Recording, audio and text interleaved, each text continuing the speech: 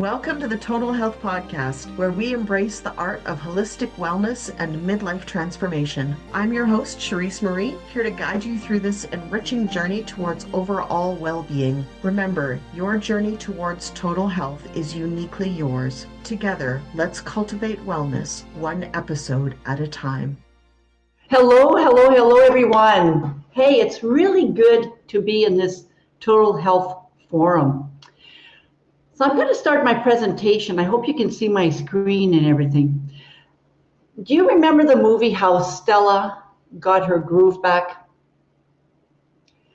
You know, she went to the Bahamas, or maybe it was the Caribbean, I don't really remember, and she met a really good-looking young man, and this changed her whole life.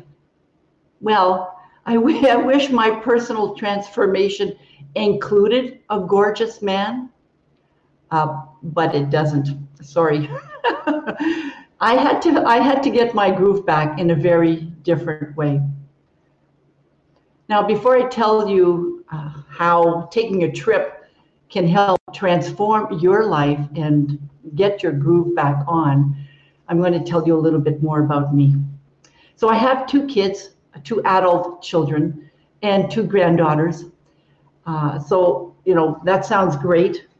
I was a single parent for the longest time, and back in my mid-20s is when I had my children. I was 23, about that, really a long time ago. So between then and my 50s, believe it or not, I had low self-esteem, I had lack of confidence, and I never went for what I really wanted in my life. Mostly because I didn't feel worthy of it.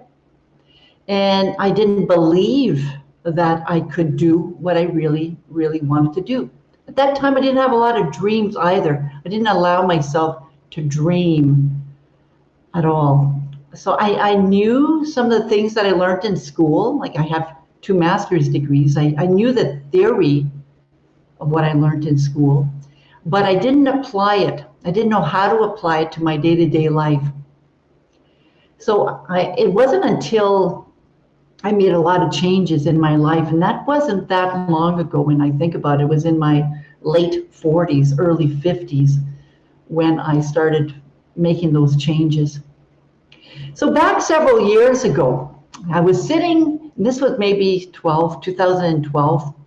I can't really remember the year, a while ago. I was sitting on my couch. I was doing the couch potato thing, and I told myself, I gotta do something to get off this couch. I got to do something to get active. So at that time, I decided to put a walk on the Ottawa social meetup. And I told myself that no matter what, I'm going to go for that walk. I didn't care if I was going to walk by myself. As long as I put it out there, I knew it was out there.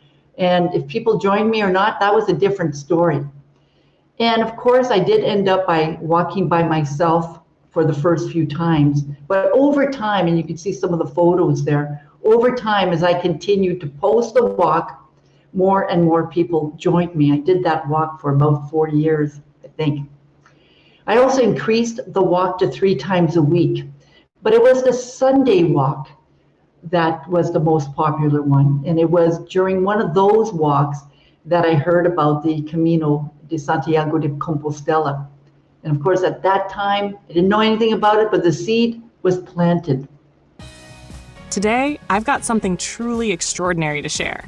Something that could help you unlock your mind's full potential and transform your life in ways you never thought possible. Let me introduce you to brainworkaudio.com, the ultimate tool to help you listen, transform, and thrive. Whether you're aiming to enhance your focus, improve your sleep, or cultivate a sense of calm, Brainwork Audio is your partner on that journey.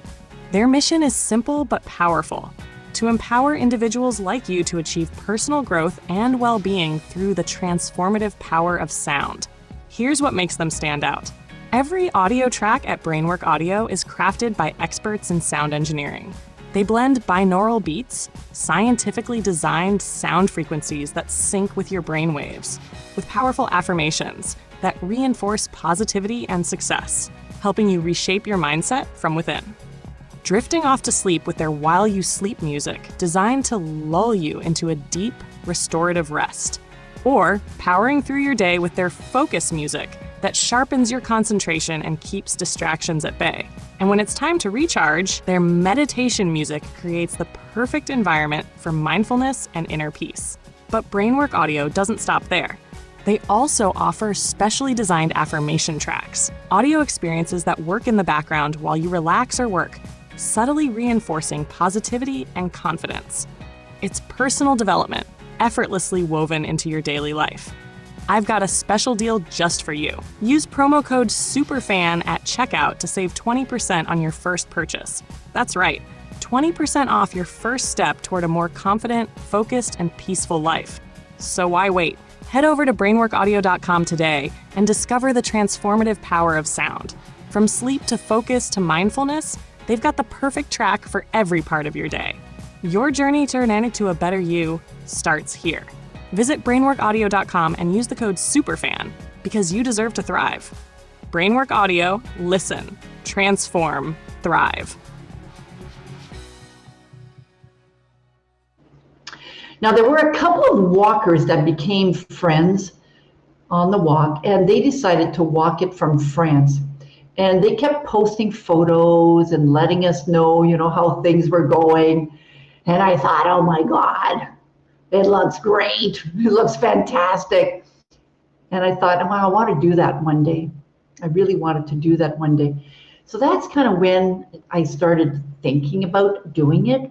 So started thinking about, walking one of the Caminos. So I thought about it like for a long time. So I did at that point start walking some longer distances, but I never had a plan. And I wasn't committed to going. It was just still a thought, right? Just a seed at that time. And while I had talked to a couple of friends and they said, okay, yeah, that sounds good. How about next year? That's what a lot of them said. I always put it off until next year, thinking that I would go with my friends. Now, how often do we do that?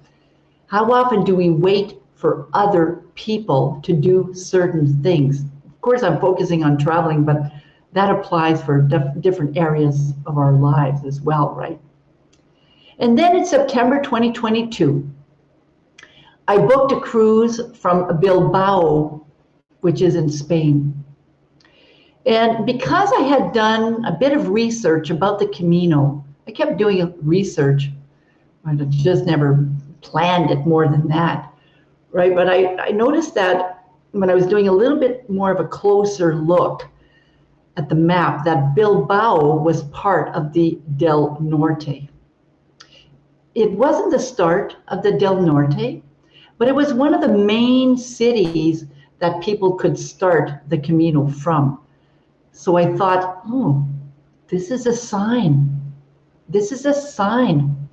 So that's how I took it. I took it as a sign. And since I was going on the cruise, because I booked that cruise, I decided to take advantage of that because I was going to be there anyways. So I decided to take advantage of that.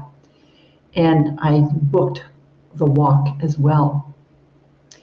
So now I had by then overcome some fears of traveling to other countries because I had already started traveling by myself to other countries, but this was a walk. This was not just going to another country for me. It was going to be very, very different than going on a solo cruise by myself or staying in Mexico by myself for a few months. Wasn't exactly the same thing. This was going to push my limits, and that was really scary. It was really, really scary at the time. I had no idea what was going to happen. I just had a bug and, of course, a thought that told me that I wanted to do it. And, of course, I did that, right? I'll tell you more about it in just a few minutes as well.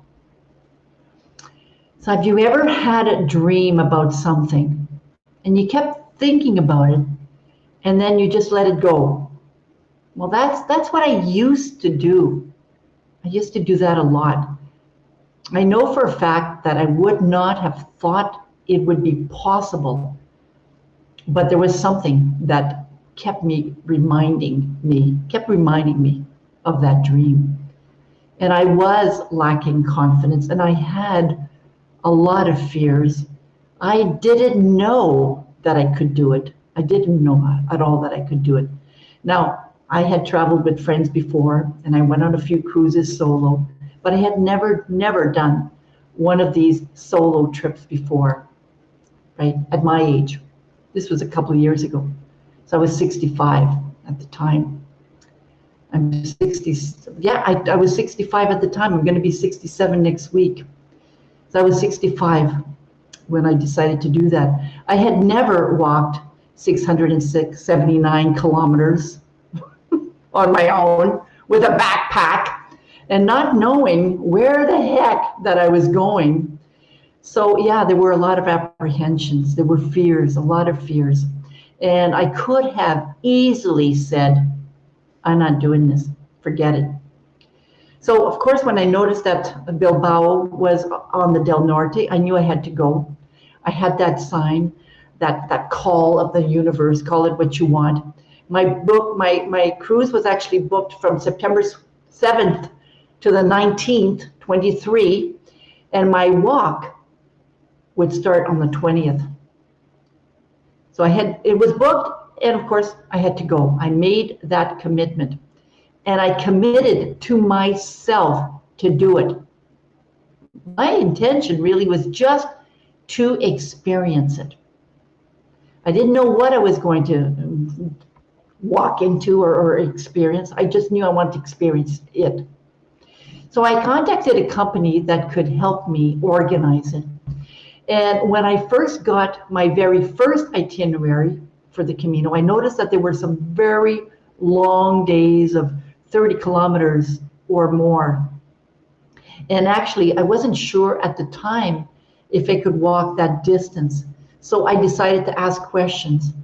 So instead of thinking that I couldn't do it and not doing it and getting discouraged and not doing it at all, I asked questions. And those questions helped me to figure out how I could do it. And once I asked, they were able to modify the itinerary to suit my needs, and that helped me to gain a bit more confidence. Years ago, I would have been afraid of asking this, let alone walking that far. So without facing some of my fears and questioning my beliefs, setting some realistic goals, and taking some small action steps, I could not have prepared myself adequately to physically walk the Del Norte.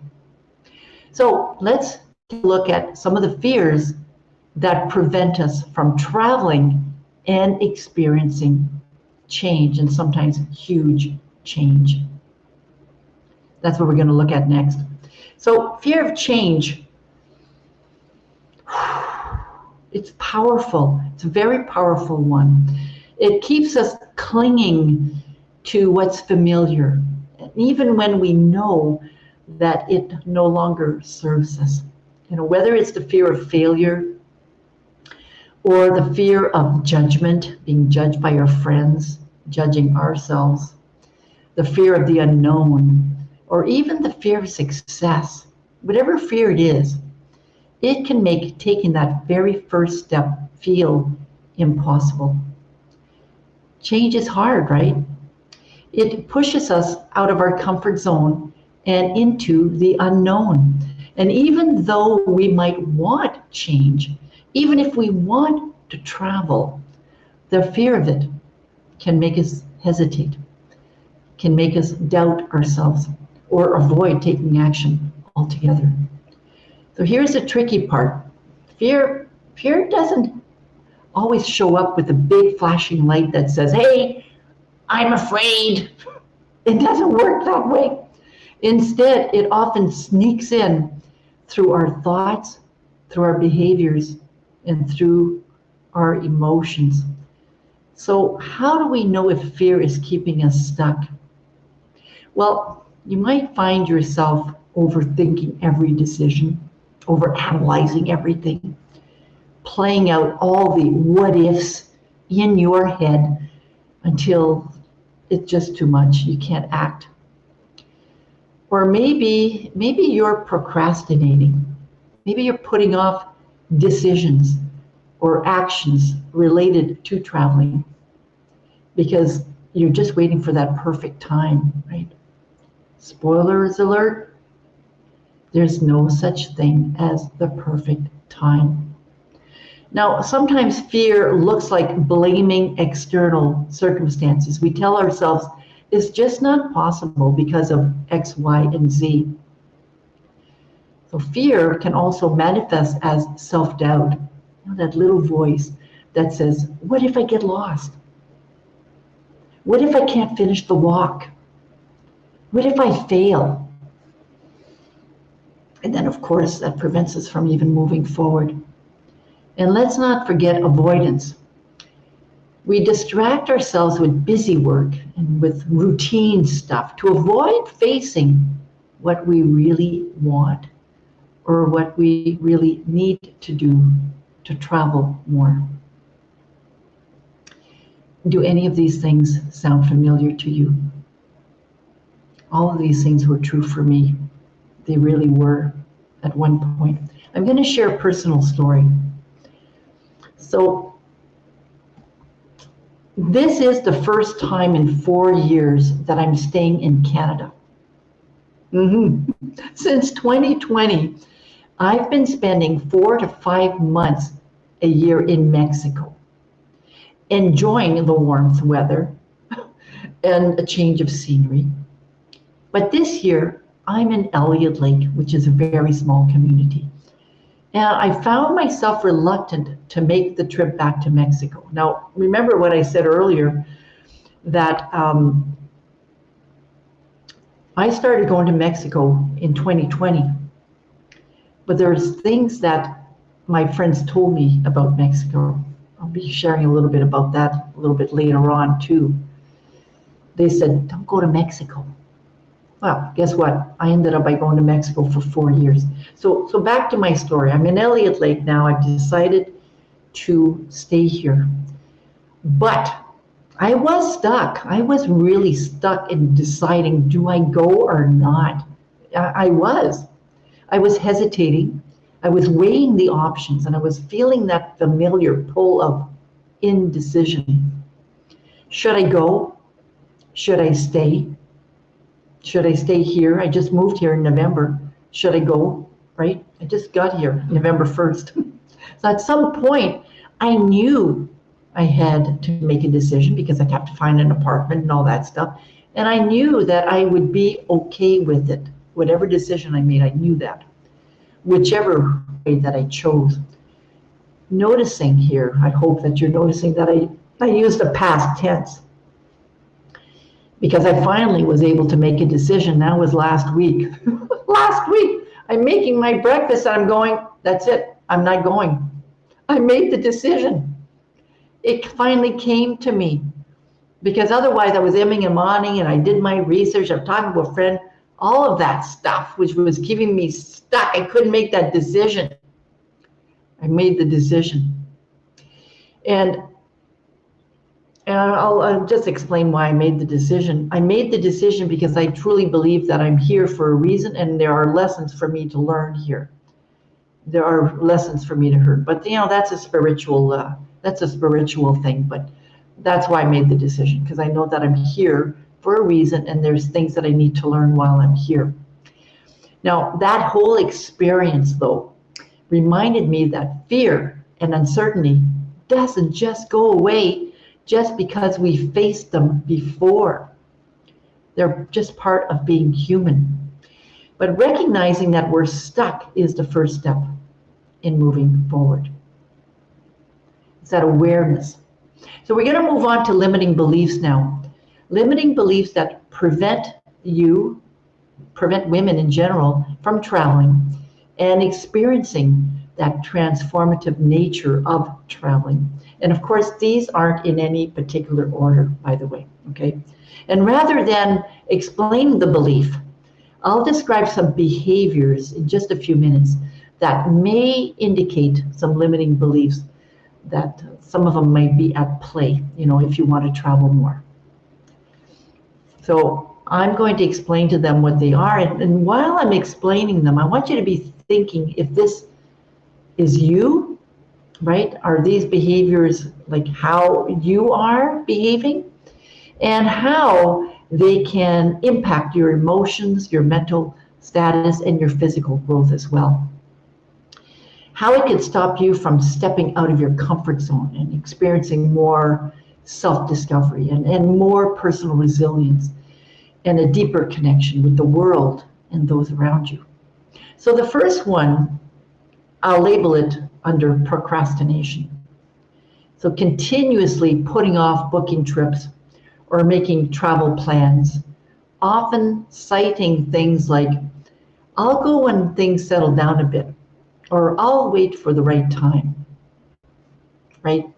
You never know. There's never the right time, the perfect time. Or over planning, or what we'll call perfectionism. Spending excessive time researching every minute detail, trying to ensure that nothing goes wrong, which can lead to decision paralysis and never actually booking the trip at all. Or maybe sticking to familiar destinations or types of travels to avoid stepping out of your comfort zone, avoiding any potential discomfort or unpredictability. That would have been like me going to Mexico this winter. It's familiar. It was really familiar to me. And what's not familiar, and hasn't been familiar for 4 years, is staying here in the winter time. That had become unfamiliar to me. Yeah, believe it or not. Or finding excuses to cancel or to delay travel plans, such as focusing on minor issues that would have been easily resolved or blown out of proportion. Or what we'll call seeking approval, constantly seeking validation from others before making travel decisions, showing a lack of confidence in your own ability to make choices, right? For you to make your decision. So here's another example. Choosing to stay home or to follow rigid routines rather than taking risks that are associated with travel, often justifying it by focusing on potential dangers of what could go wrong. The very first time that I was thinking of going to Mexico back in 2020, I was living in Clarence, Rockland at the time, and I remember my friends sending me emails telling me that it's dangerous. It's dangerous. You shouldn't go there. My friends were really trying to scare me by telling me all the things that could possibly go wrong and all the things that could possibly be wrong about Mexico. And I'm really glad that I didn't pay attention to their fears. They were projecting their fears onto me. I thought about it. I'm telling you, I thought about it. But I also did my own research, right? I didn't want to go with their fears because I really, really wanted to go. So instead of getting them to prevent me from going, I just did more research so that I could, calm that little inner critical voice that I had going on. So notice that I said their fear. I could have easily adopted their fears. So how often do you do that? Or how often have you ever done that in the past? And these are all things that we become aware of, right, over time. Sometimes when we practice mindfulness meditation, I practice a lot of that. That's helped me a lot to identify some of those thoughts and beliefs that come up. It helps me to identify the sensations that go on in my body when I think a certain thing. Or here's another thing that's tied to limiting beliefs: downplaying your own desires to travel, by prioritizing others' needs, often saying things like, it's not the right time for me. I need to focus on my family. I need to focus on my job first. A lot of us, I remember doing that, think that we are indispensable.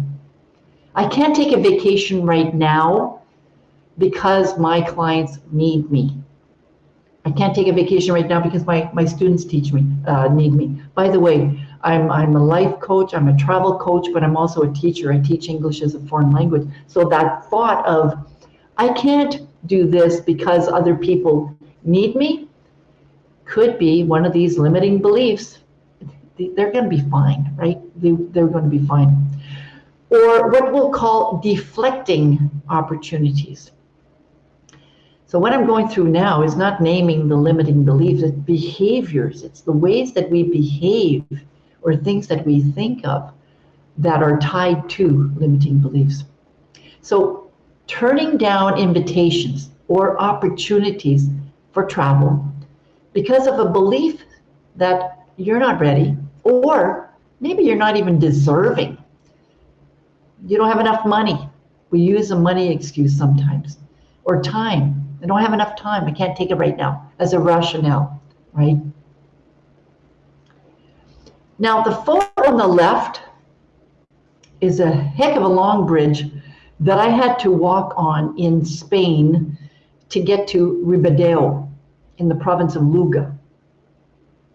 And the photo on the right is the bridge that I had to walk from Valencia, Portugal to Tui. Now, remembering I walked the Del Norte in September 23, and I walked the coastal route last October. So the one on the right is the last long bridge that I had to walk on. And I'm showing you these bridges because they remind me that fear and uncertainty don't just go away because we faced them before. So I did that bridge. I was afraid like crazy. And guess what? I didn't know that there was going to be another bridge last fall. And I was still afraid when I walked it. So, it's just part of who I am. I'm afraid of heights. And so those fears will probably still be there, right? They're not just going to go away like that. They're sometimes part of being human nature. So how do we break free from that cycle of fear and indecision? Well, the first step is acknowledging that something needs to change. And change starts with awareness. And when we stop and say, okay, I'm stuck, I'm afraid, you're right, something isn't working, we open the doors to possibilities. And it's not always easy to admit that something's not working, but it's really powerful when it comes to change. It's really powerful to acknowledge the fear so that we can face that fear and start gradually changing over time. Fear of change is a powerful force. It keeps us clinging to what's familiar. I know I talked about that before, to what's no longer serving us. Whether it's the fear of failure or judgment or whatever fear it is, right? Whatever fear it is, it just keeps us status quo. And it does push us out of our comfort zone and into the unknown. And sometimes that's the part that's scary. And even though we might want to change, we might want to travel, fear can make us hesitant and doubt ourselves or avoid taking action altogether. Now, I'm personally really happy that I didn't know about these bridges beforehand because I may not have gone. I do remember hearing about the one on the left, and I really had to do some thinking about that bridge because I knew the left one, not the right one. I read it on some of the Facebook groups that I'm on that there's a bridge, and I'm going, oh my God. I also heard about these dogs. And I'm afraid of dogs that will just come at you. And I thought, oh my God, the oh my God thing. And I thought, you know what, Linda, don't focus on those fears. Don't, because that would prevent me from even enjoying myself. So instead, I started focusing on the benefits, the joy, the gratitude that I would experience. I'm really glad I did. So travel does push you out of your comfort zone, helping you face those fears and question those long-held beliefs. It also offers new perspectives, right? Encountering different cultures and ways of life that broadens your understanding, helping you see the world and yourself in a very new light. And it also helps you to use or to develop your problem-solving skills when you are in unfamiliar environments, right? It challenges you to think on your feet, to boost your confidence and adaptability. I'll give you an example. I remember it was one of the first cruises that I took alone, not a problem. And I did do a day trip. I was with a group and we were in Italy at the time. And I got lost. I don't like following the group. I kind of like doing my own thing. I'm glad I do that. But at the same time, I got lost. And I'm looking around going, oh my God, where the am I? I didn't remember where we had to meet. So I noticed that I was getting worried and my anxiety was building up. I sat down. Because I've been practicing mindfulness meditation, it really helped. I decided to sit down and take a breath just for a few minutes. I did that. Instead of just wandering around trying to figure out where the heck I was going, I just sat down. Next thing you know, one of the girls that's on that tour shows up. You know, because this is the middle of the street, lots of people walking by. I see her. I'm going, hey, where are you going? She was going there, and do you know where you're going? I said to her, she says, no, but I'll figure it out. And I was really glad that she was able to figure that out because I trusted her instinct, not mine, because I didn't know. So, you know, the fact that I decided to stop and take a breath, that decision, thinking on my feet instead of, you know, keep wondering, that was a really good decision that I made, right? So I have to trust ourselves too. I trusted my gut to say, stop, Linda. And also, just to go back to what travel does, it helps us to build personal resilience. And in just a few minutes, I'm going to show you some videos. I hope you should be able to hear the sound, so you'll be hearing in my voice. So this personal resilience thing, overcoming the unexpected, from language barriers to travel hiccups, that strengthens your resilience and ability to handle life's challenges with grace. And each travel opportunity, each one of them, becomes a powerful opportunity to improve yourself, to expand yourself for personal growth and for transformation, not just one trip. So I learned during those cruises, right? That was one thing. I learned a lot. And I learned a lot as well, you know, when I walked the Camino. I'm going to start this video in just a second. This was a rainy day, as you can tell. I'm going to share the video in just a second, but I was walking on a very high mountain. And it was full of mud. I'll explain that story in just a second. But first, I want you to listen to this. Okay, you can tell it's really windy. It is windy. What I want to say on this video is that you might be in the middle of nowhere, like I am now. I'm going to show you around. That's behind me. And there may not be anybody around, but when you see those yellow signs, when you're walking the Del Norte, that is, you know you're on the right road. And isn't that what life is all about? You might be lost, you might think you're lost, You might think you're not going anywhere because you don't know where you're going, but pay attention to those signs. They might not be yellow signs, but there are other subtle signs that tell you you're on the road. It could be something inside, it could be a bird, a symbol of some sort, you'll know. All right. Now, the very next day, okay, it was raining, and it had been raining for the first few days. The very next day, I was walking on a mountain in a very narrow trail, full of mud, full of water, and I wasn't happy walking that trail. But I did, right? I did. And I trusted, and I call it my higher power. I trusted that my higher power gave me what they knew I can handle. Seconds later, I fell in the mud and my face went right into the mud. I had a hard time getting up, but I did. I was just really dirty. You can see my legs here. I was just really, really dirty. So I started trusting myself more. That's something that I learned, right? I gained more confidence after this incident.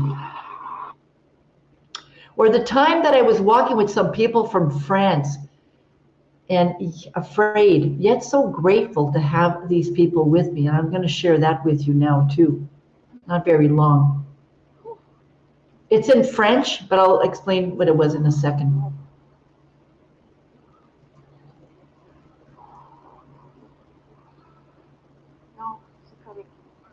I know it's not very loud.